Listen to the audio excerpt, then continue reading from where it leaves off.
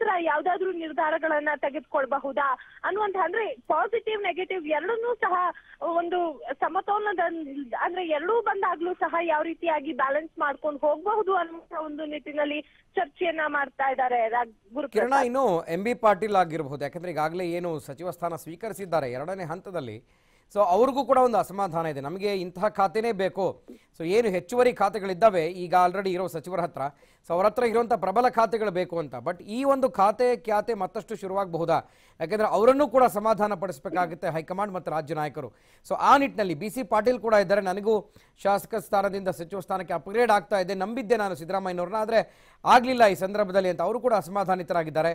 So ಈ ಎಲ್ಲ ಶಾಸಕರುಗಳಿಗೆ ಸಚಿವ ಸ್ಥಾನ ಸಿಗದೇ ಇರೋರಿಗೆ ನಿಗಮ ಮಂಡಳಿಗಳ ಸ್ಥಾನ, ಅದು ಕೂಡ ಸಾಕಷ್ಟು ಬೇಡಿಕೆ ವ್ಯಕ್ತ ಆಗ್ತಾ ಇದೆ.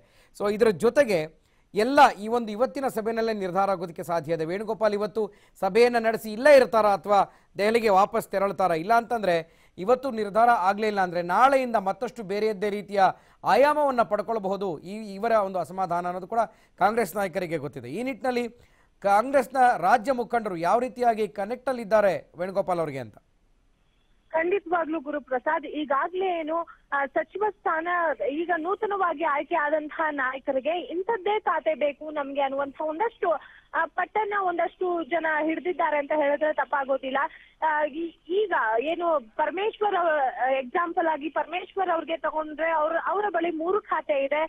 DKC ಅವರು ಹಾಗೂ ಕೃಷ್ಣ ಬೈರೇಗೌಡ ಇಂತಹ ಪ್ರಮುಖ ನಾಯಕರ ಬಳಿಯೇ 2ಕ್ಕಿಂತ ಹೆಚ್ಚು ಖಾತೆ ಇರೋದ್ರಿಂದ ನಮ್ಗೆ ಇಂಥ ಖಾತೆಗಳು, ಇಂಥ ಪ್ರಬಲ ಖಾತೆಗಳು ಬೇಕು. ಅಂದ್ರೆ ಎಕ್ಸಾಂಪಲ್ ಆಗಿ MB ಪಾಟೀಲ್ ಅವರು ಗೃಹ ಖಾತೆಯನ್ನ ಕೇಳ್ತಾರೆ, ಆದ್ರೆ ಗೃಹ ಖಾತೆಯನ್ನ ಬಿಟ್ಕೊಡುವಂತಹ ಒಂದು ಸಿಚುವೇಶನ್ ಅಲ್ಲಿ ಪರಮೇಶ್ವರ್ ಅವರು ಸಹ ಇಲ್ಲ. ಪರಮೇಶ್ವರ್ ಅವ್ರಿಗೆ ಗೃಹ ಖಾತೆ ಮೇಲೆ ಹೆಚ್ಚಿನದಾದಂತಹ ಒಂದು ಪ್ರೀತಿ ಇರೋದ್ರಿಂದ ಅವರು ಒಂದಷ್ಟು ಹಿಂದೇಟನ್ನ ಹಾಕ್ತಾ ಇದ್ದಾರೆ. ಈ ಎಲ್ಲಾ ವಿಷಯದ ಕುರಿತಾಗಿಯೂ ಸಹ ವೇಣುಗೋಪಾಲ್ ಅವರು ನಾಯಕರ ಜೊತೆಯನ್ನ ಮಾತುಕತೆಯನ್ನ ನಡೆಸ್ತಾರೆ.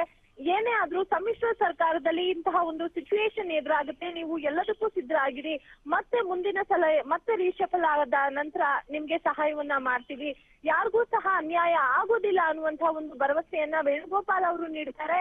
ಅದಾದ ನಂತರ ಈಗ ಗುರುಪ್ರಸಾದ್ ಇವತ್ತೇ ಎಲ್ಲಾ ರೀತಿಯಾದಂತಹ ಒಂದು ಕನ್ಫ್ಯೂಷನ್ ಏನಿದೆ ಅದನ್ನ ಇವತ್ತೇ ಒಂದು ಕ್ಲಾರಿಟಿಯಾಗಿ ತೆಗೆದುಕೊಳ್ಳಿಕ್ಕೆ ಪ್ರಯತ್ನ ಪಡ್ತಾರೆ. ಇವತ್ತು ಸಾಧ್ಯ ಆಗ್ಲಿಲ್ಲ ಅಂದ್ರೆ ಇದನ್ನ ಹೈಕಮಾಂಡ್ ಮಟ್ಟದಲ್ಲಿ ಏನು ವೇಣುಗೋಪಾಲ್ ಅವರು ಚರ್ಚಿಸಿ ನಂತರ ಇನ್ನೊಂದು ನಿರ್ಧಾರವನ್ನ ತೆಗೆದುಕೊಳ್ಳುವಂತಹ ಒಂದು ಸಾಧ್ಯತೆ ಇರುತ್ತೆ ಗುರುಪ್ರಸಾದ್. ಓಕೆ ಕಿರಣ, ಥ್ಯಾಂಕ್ ಯು ಮಾಹಿತಿಗೆ. ಎಸ್, ಇನ್ನು ಮತ್ತೊಂದು ಕಡೆ ವೇಣುಗೋಪಾಲ್ ಸಭೆಯ ಹಿನ್ನೆಲೆಯಲ್ಲಿ ಕುಮಾರ ಕೃಪಾ ಗೆಸ್ಟ್ ಹೌಸ್ಗೆ ಕೆಪಿಸಿಸಿ ಅಧ್ಯಕ್ಷ ದಿನೇಶ್ ಗುಂಡೂರಾವ್, ಸಚಿವರಾದ ಶಿವಾನಂದ ಪಾಟೀಲ್, ರಹೀಂ ಖಾನ್, MTB ನಾಗರಾಜ್ ಕೂಡ ಭೇಟಿ ಮಾಡಿ ಸಮಾಲೋಚನೆಯನ್ನು ಈ ಹಿಂದೆ ನಡೆಸಿದರು. ಇದೀಗ ಎಲ್ಲರೂ ಕೂಡ ಖಾಸಗಿ ಹೋಟೆಲ್ಗೆ ಶಿಫ್ಟ್ ಆಗಿದ್ದಾರೆ. ವೇಣುಗೋಪಾಲ್ರನ್ನ ಬೆಳಗ್ಗೆ ಅಷ್ಟೇ ದಿನೇಶ್ ಗುಂಡೂರಾವ್ ಹಾಗೆ ಇತರೆ ಮುಖಂಡರು ಭೇಟಿಯಾಗಿದ್ದರು. ಬುಕ್ಕೆ ಕೊಟ್ಟು ಅವರು ಕೃತಜ್ಞತೆ ಹೇಳಿದೆ. ಯಾವ ಖಾತೆ ಸರ್ ನಿರೀಕ್ಷೆ ಮಾಡ್ತಾ ಇದ್ದೀರಿ? ನಾನು ಯಾವುದೂ ನಿರೀಕ್ಷೆ ಮಾಡಿಲ್ಲ. ಅವ್ರು ಯಾವ ಖಾತೆ ಕೊಟ್ಟರು ಅದನ್ನು ನಿಭಾಯಿಸ್ತೀವಿ. ಸರ್, ನಿಮ್ಗೇನೋ ಸಚಿವ ಖಾತೆ ಸಿಕ್ತು, ಆದರೆ ನಿಮ್ಮ ಜೊತೆ ಇದ್ದಂಥ ಕೆಲವೊಂದು MLAಗಳಿಗೆ ಇನ್ನೂ ಕೂಡ ಅತೃಪ್ತಿ ಇದೆ. ಇನ್ನು ರಾಜಕೀಯದಲ್ಲಿ ತೃಪ್ತಿ ಅತೃಪ್ತರು ಕೂಡ ಇದೆ, ಎರಡೂ ಇದ್ದಾವೆ. ಅದು ಮುಂದಿನ ದಿನಗಳೆಲ್ಲ ನಮ್ಮ ನಾಯಕರು ಸರಿಪಡಿಸ್ತಾರೆ. ಅಲ್ಲ, ಅತೃಪ್ತಿ ಪಕ್ಷಕ್ಕೆ ಡ್ಯಾಮೇಜ್ ಆಗುತ್ತೆ, ಕೆಲವರು ರಾಜೀನಾಮೆ ಕೊಡ್ತೀನಿ ಅಂತ ಹೇಳ್ತಾ ಇದ್ದಾರೆ ಅವ್ರ ಬೆಂಬಲಿಗರೆಲ್ಲ. ಇಲ್ಲ, ಆ ರೀತಿ ಏನೂ ಇಲ್ಲ, ಅವೆಲ್ಲ ವದಂತಿಗಳು. ಯಾರು ರಾಜೀನಾಮೆ ಕೊಡುವಂಥ ಶಾಸಕರಿಲ್ಲ. ಅವರು ಸ್ವಲ್ಪ ಅತೃಪ್ತಿ ಇದೆ, ಅದನ್ನೆಲ್ಲ ನಮ್ಮ ನಾಯಕರು ಸರಿಪಡಿಸ್ತಾರೆ. ಈಗ ವೇಣುಗೋಪಾಲ್ ಭೇಟಿ ಮಾಡಿದ್ರೆ ಇನ್ನೂ ಭೇಟಿ ಮಾಡಿ ಬುಕ್ಕೆ ಕೊಟ್ಟು ಅವ್ರೊಂದು ಕೃತಜ್ಞತೆ. ಸರ್, ಯಾವಾಗ ಹಂಚಿಕೆ ಮಾಡ್ತಾರೆ ಸರ್? ಇವತ್ತಾಗುತ್ತಾ? ಯಾವಾಗ ಮಾಡ್ಬೋದು? 2-3 ದಿವಸದಲ್ಲಿ ಮಾಡ್ಬೋದು.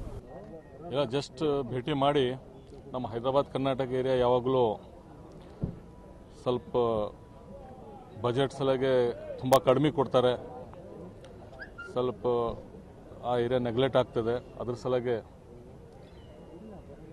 ತಾವು ನಮಗೆ ಆಶೀರ್ವಾದ ಮಾಡಬೇಕಂತ ಆ ಥರ ಹೇಳಿದ್ದೇನೆ.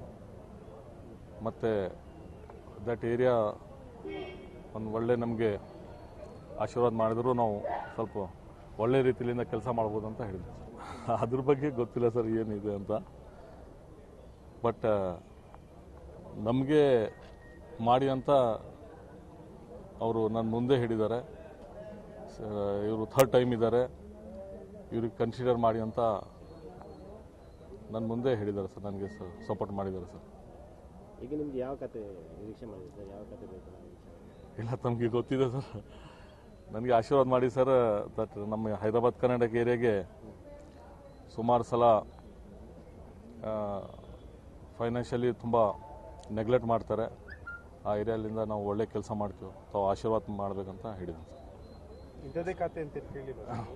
ಇಂಥದ್ದು ಖಾತಾ ಆ ಥರ ಕೇಳೋಕ್ಕೂ ಬರೋಲ್ಲ ಮತ್ತು ಕೇಳಿಲ್ಲ.